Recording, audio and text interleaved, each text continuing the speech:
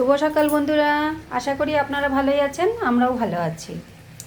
আমি সকালের নাস্তা বানাতে চলে আসলাম।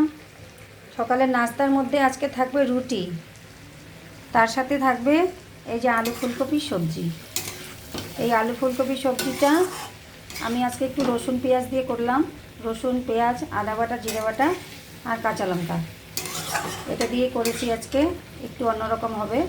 সব সময় তো ফুলকপি নিরামিষ করেই করি বেশিরভাগ, আজকে একটু রসুন পেঁয়াজ দিয়েই করলাম। বেশ ভালো লাগবে, রুটি দিয়ে খাবে তো বেশ ভালো লাগবে। আর করছি ফুলকপির ডাঁটা দিয়ে, ফুলকপির ডাঁটা, আলু, বেগুন সব, শিম সব কিছু মিশিয়ে ডালের বড়ি দিয়ে একটা চচ্চড়ি। আমার মতো কে কে ভালোবাসেন ফুলকপির সবজির ডাঁটা, ফুলকপির ডাঁটার চচ্চড়ি? আমি কিন্তু ভীষণ ভালোবাসি।